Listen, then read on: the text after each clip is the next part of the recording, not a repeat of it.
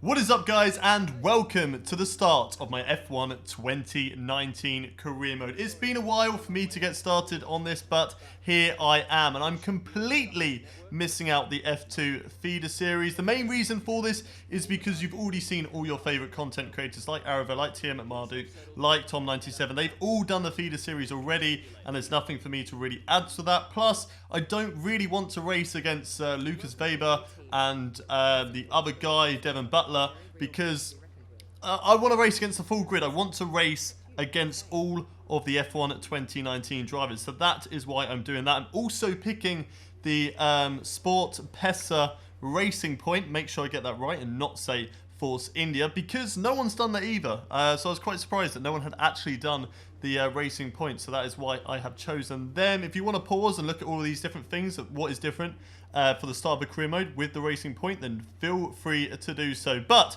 for myself, let's head over to the qualifying sessions.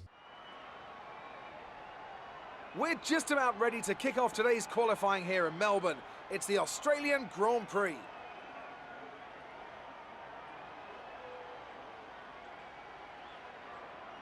Looking at this field today, Anthony, do you think we're going to see anyone take a chance? Maybe run the hard tyres and save some of the grippier tyres for the race tomorrow? Well, I'd be surprised in all honesty.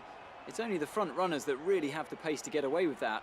And even then, at the end of the day, it's a big risk. Track position is the most important thing, and it's rarely worth sacrificing for a slightly more optimal strategy in the race, so I doubt we're going to see anyone trying it. I have been wrong before though. We certainly do see some risky decisions every now and then, and it's a gamble that's sometimes worth taking. But if it were me in the car, I would want to be on the fastest tyre for my qualifying lap, without a doubt. So here we are, qualifying for the first race of the season and the first race of the career mode, starting off in Australia. So here we are, ending our first lap. We've decided just to go for short qualifying, not the full qualifying. If you want to see that change, don't forget to let me know down in the comment section below. But we've also got a little addition that you may not have seen in other people's career modes. I've decided to put a little webcam in the corner so you can sort of watch my reactions and sort of watch how I control the car and stuff like that. So if you guys like that, don't forget to let me know in the comment section below. Leave a like on the video, all that good stuff that you guys usually do. Anyway, first lap though, it's P5 at the moment for myself. A pretty decent banker lap. Fucking hell, Bottas. And yeah, Bottas just got Fucking hell. a little bit close to us there on the left-hand side as I expressed my distaste towards him as we come through the final couple of corners once again for our second lap. Look at that, going fastest through the second sector so far, but only just better. But we touch there on the grass. We lose the back end into the wall, and that is us out. Ah, fuck. That was on. It was on for a good result as well. Ah. Just lost it. Just touched the grass. Tiny bit. So that is our qualifying over, but we did still manage to finish best of the rest. Like I said, that first lap, the banker lap that we put in, was a very good one, and it allowed us to qualify there in P7. Not a good start to the season though, crashing the car. It's not, of course, what we want to be doing. We just lost the back end because we touched the grass on the exit. We went a little bit too wide, unfortunately, and that cost us massively here in the qualifying session. But P7, great place to start the race from, and hopefully we can move up the order quite quickly, or at least stay in 7th position. If we can finish best of the rest, that'd be brilliant, and then maybe pick off some positions here or there if the leaders struggle. But that is it for qualifying. Let's head over to the race. New drivers, new cars, it's a new Formula One season. But it's the same Albert Park that we've come to know and love for more than 2 decades now that plays host to round 1 of a 21-race championship that takes us from here in Australia across the globe and the eventual season finale at the Yas Island circuit in Abu Dhabi. Just south of Melbourne's downtown business centre is the one and only Albert Park circuit. 3.3 miles of public roads, closed for the weekend of course, make for a bumpy circuit with little undulation. There are 16 corners around the lake and a couple of good passing opportunities here as well, thanks in part to the DRS zones into turns 1, 3 and 13. We have plenty of changes to the sport this year with tweaks to the regulations, a fresh-looking spread of tyre compounds, and of course some changes to the roster of car manufacturers. It's goodbye to Sauber and hello once again to the classic name of Alfa Romeo in Formula One. It's also goodbye to Force India. They've been rebranded as Racing Point. Joining me to take you through all the action of the 2019 Formula One season is Anthony Davidson. And it's great to have you with us. Thanks, Crofty. Always happy to be here, and I'm looking forward to getting underway. Last year was Mercedes' 5th Constructors' title in a row, although for the first half of the season it was absolutely neck and neck with the Ferraris. Hopefully this year we can see the chasing pack take that final step, as I'd love to see a championship contest all the way up to the final race in Abu Dhabi. Another story to keep an eye on is the performance of Red Bull, who have switched to the Honda power unit this year. What that will mean for both their performance and reliability remains to be seen. It's race day here for the Australian Grand Prix. We are starting P7 on the grid, and we'll be looking to have a very decent start to the season. Looking at the race strategy, we didn't really do much practice sessions. We've not really got too much to change, starting on the sauce and then pitting for the medium tyres and putting on a little bit extra fuel there, going to 18 laps total, I think that is. So here we are on the starter grid. The lights coming on. We get a 5. Red lights. It's lights out. And away we go. And it's a terrible start off the line for ourselves. The leaders shoot away. We've also got Daniel Ricciardo on the right-hand side at his home Grand Prix, getting a great start compared to ourselves. And also Kevin Magnussen in the Haas car, leaping us and moving us down into 9th position. But it looks like we're going to stay in P9 for the time being, nearly going into the back there of Kevin Magnussen, having to dart to the inside, not quite pulling off the move and settling for P9 for the moment in today's race. As we go in towards the second sector of the circuit now, down towards the right hand. A little bit of a gap of catching up there to Kevin Magnussen. Ooh, bit of front wing. As we've noticed, a little bit of front wing being knocked off down in towards the first couple of corners. So one of the leaders has had a little bit of issues at the start of this race. It'll be interesting to see who that has happened to. So we're going to get a replay now, and I think it might be Charles Leclerc. That's who we are watching on board with at the moment as we go down in towards the second sector. And just watch for the car ahead. He just runs straight into the back of the Red Bull driver, which I believe is Pierre Gasly. So a really bad start to Charles Leclerc's Ferrari career as we cut ahead now to the end of lap 1, start of lap 2. We're chasing down Kevin Magnussen and Daniel Ricciardo, and I think that is also Max Verstappen. No, it's Valtteri Bottas trying to get past Charles Leclerc at the moment. Charles Leclerc has got front wing damage, so he's going to be all out of shape through the corner. He's going to be really struggling for grip there.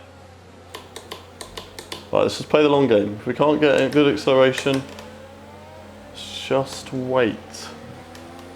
There we go then, deciding to play the long game at the moment, not to get past Kevin Magnussen and Daniel Ricciardo as soon as possible, because we know that they're going to get past Charles Leclerc quite quickly because he is struggling in the corners. So we're just going to have to wait and see how this pans out, as now it looks like Daniel Ricciardo is getting the move done on Charles Leclerc. It's going to take us a little bit longer, but I feel like the best that we can do in this race is P6. We know the difference between the cars from the top 3 teams compared to the midfield pack is absolutely massive.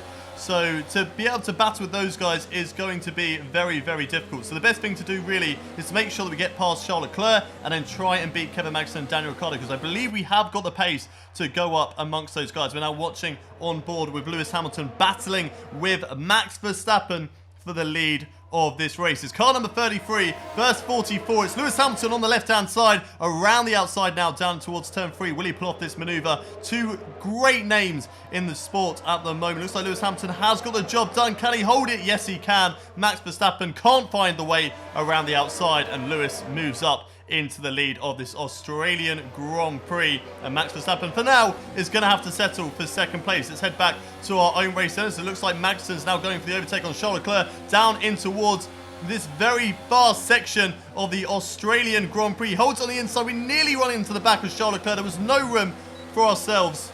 And unfortunately, we're just a little bit frustrated. You can see there on the webcam shaking our head. Unfortunately, we just did not find a gap to get past Charles Leclerc easily. And he does hold us up through that section of corners. Now it is going to be important. We need to get past Charles Leclerc as soon as possible in order to not get held up by him, get overtaken by Carlos Sainz behind us, and also to try and catch up to the likes of Kevin Magnussen and Daniel Ricciardo, who are ahead of us at the moment. So here we are on the back of Charles Leclerc. currently batting for P8 at the moment. So we go down in towards turn 1. We break a little bit earlier, going for the switchback maneuver on the Ferrari driver. He locks up his tyres there in towards that, squeezes us to the outside of the circuit, but we hold on. DRS down in towards turn 3 now. Can we go late on the brakes? Yes, we can. Up the inside, overshooting the corner just a little bit, but we get the job done. And there we go, moving up into 8th position for the time being here on lap 5 of the Australian Grand Prix. And now we will be looking to hunt down Kevin Magnussen in that Haas car. Looks like Charles Leclerc is right to our tail, though. He's not giving up the fight for this 8th position. He is really struggling with the front wing damage. It looks like there's a yellow flag that has come out at the moment. I'm not too sure what has happened there, who's had a problem, but I'm sure we will find out relatively soon, as it looks like the Ferrari is going on the attack pass there on the right hand side. We've not put our ERS up, we've left it down at 0, and we nearly actually got jumped there by Charles Leclerc. So that was a little bit of a wake-up call for ourselves, reminding us that we need to make sure that we are aware of what we are doing with our ERS, because if we don't, then it can be very easy for the guy behind to go for the overtake on the straights, like Charles Leclerc nearly did there. Now watching on board with my teammate Sergio Perez. So as he got past Carlos Sainz in the mix of all of that, maybe he has, that'd be great news for the team, because then I mean he would be right behind me, because getting past, oh no it isn't, unfortunately the yellow flag was brought out for my teammate of Sergio Perez. That is not good news at all for the team. It means that all their hopes are relying on the rookie, which is myself, in today's race. So we need to try and get really good points for the Racing Point team. Otherwise, it's not going to be a good start to the season for ourselves. But Sergio Perez, unfortunately, out of today's race. We now cut ahead to lap 6 of my own race, in towards the second sector at the moment. First sector, ending the first sector, moving into the second sector, getting all out of shape there through the fast right-hander, very fast hands on the wheel. Now it looks like Carlos Sainz goes around the outside through this corner. Can we hold it side by side? Just about holding it on the inside of that corner. Oh my god. Little bit of poo came out there. Oh no, it was Perez. As you can tell from my expressions on board, not happy with what we did there, but just about getting away with it. Unfortunately, a little bit sad that it was in fact Sergio Perez who was out of this race. And as you can see, our tyres are completely cooked at this stage of the race. They're completely gone. We're just shaking our head in frustration at the moment. We know that our tyres are gone, and we're just like telling myself I need to calm down and stop trying to push the car so much. Just get it back to the pit lane, because we will be coming into the pits at the end of this lap. Look at the tyres there, 43% on the left rear, so definitely struggling for rear end grip at the moment. It's not the worst that it possibly can be, but they're not in a good shape, and that is not where we want them to be at the moment. So we're definitely going to be coming into the pits and putting on a fresh set of boots. So here we go, coming into the pit lane now at the Australian Grand Prix, getting it stopped for the pit board. And yeah, so what is the pit stop time going to be from the Racing Point boys? Come on, let's have a good quick pit stop. It is a 2.6, not the best at the end of the day, but we haven't been jumped by anybody else, so we'll take that. We will take that pit stop from the Racing Point boys. Coming out in P17 at the moment, ahead of the likes of Alexander Albon and Robert Kubica. I don't believe anybody else has come into the pits around us, so we're going to really need to have to push on this lap. We've got Kevin Magnussen ahead at the moment. He did come into the pit, so we're going to need to push on this lap to try and make sure we come out ahead of the lights. Carlos Sainz, that's a bit of a mistake there into the penultimate corner. Not what we want to be doing, as we are really losing on the final corner. Shaking my head at the moment, saying, come on, as I desperately try to make sure that I get ahead of Carlos Sainz. There he is on the right-hand side, coming out the pit lane as we go down in towards turn 1, and it looks like we just about get ahead of him. Good.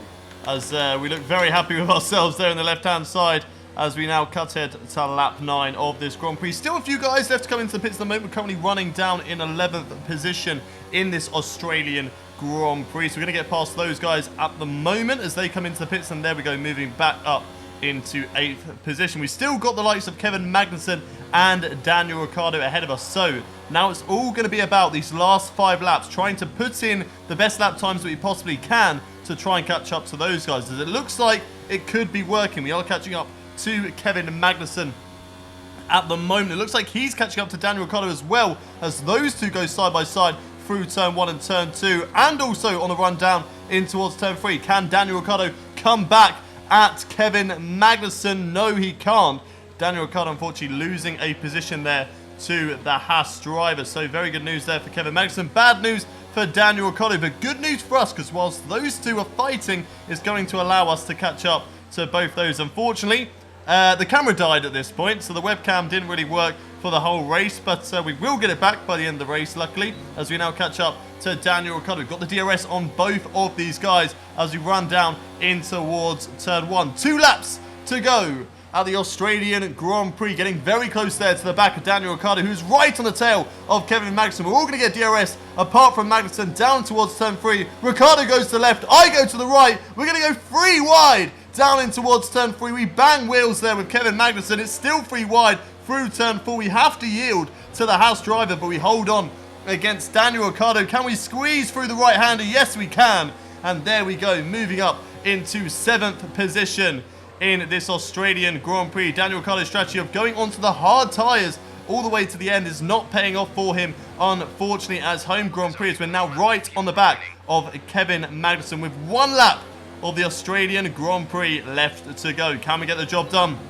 Can we move up into 6th position in our first race here on F1 2019? We're going to go for it down towards turn 1, round the outside. We brake early, doing the same manoeuvre like we did on Charles Leclerc, trying to get it down on the power very early. Looks like it has worked. Got great exit, great traction compared to Kevin Magnussen. Around the outside, down towards turn 3. Braking, he was still holding around the outside, maybe giving him a little bit too much room, but holding it on the inside through turn 4, and we squeeze him out. What a move that was, down in towards turn 4, moving up into 6th position, but now we need to hold on to it. We've not got long left to go at this Australian Grand Prix. We've got Magnussen behind us as we're coming through the final couple of corners now. The webcam is back on, and can we hold on to it? Lewis Hamilton wins the first round of this season after a great battle earlier on with Max Verstappen, so well done to him. But can we hold on to 6th position? We've got 2 more corners left to go in our first race. We run it very nicely through the penultimate corner, losing the back end ever so slightly, but catching it very nicely indeed.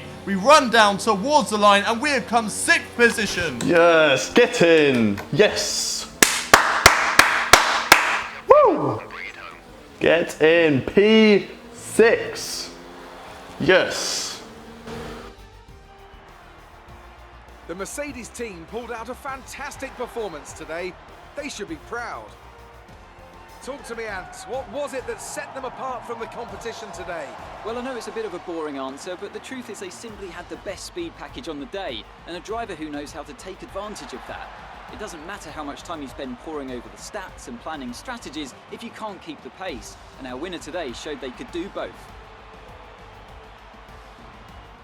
So after a magnificent race, we can now see the drivers making their way to the podium. 6th place then at today's Australian Grand Prix. A very good race for myself and a very entertaining one as well. We had good battles with the likes of Kevin Magnussen and Daniel Ricciardo, and also Carlos Sainz a few times in that race. Also the likes of Charles Leclerc getting damage early on and spicing up the drama as well. And it also allows us to get that 6th position. So better than the best of the rest. And there we are with 8 very nice points after today's race. But let's run you through the rest of the race order. It is, of course, Lewis Hamilton who wins today's race. Valtteri Bottas moved up the field very nicely as well, finishing with a Mercedes 1-2. So well done there to Valtteri Bottas. Sebastian Vettel finishes in 3rd with Max Verstappen dropping down to 4th place after leading the race early on. So it's got to be a disappointing day there for the Dutch driver, with Pierre Gasly finishing in 5th behind his teammate. Myself there in 6th. We all know what happened there, with Kevin Magnussen finishing in 7th behind me. Carlos Sainz going past Daniel Ricciardo at the end of the race, finishing in P8 with Daniel Ricciardo in P9. And Antonio Giovinazzi rounding out the top 10, getting a point there for the Alfa Romeo Racing team. So well done to him. Lando Norris, unfortunately for him, finishing down in 11th place with Alexander Albon in 12th. Then Kimi Raikkonen is in 13th with Nico Hülkenberg in 14th.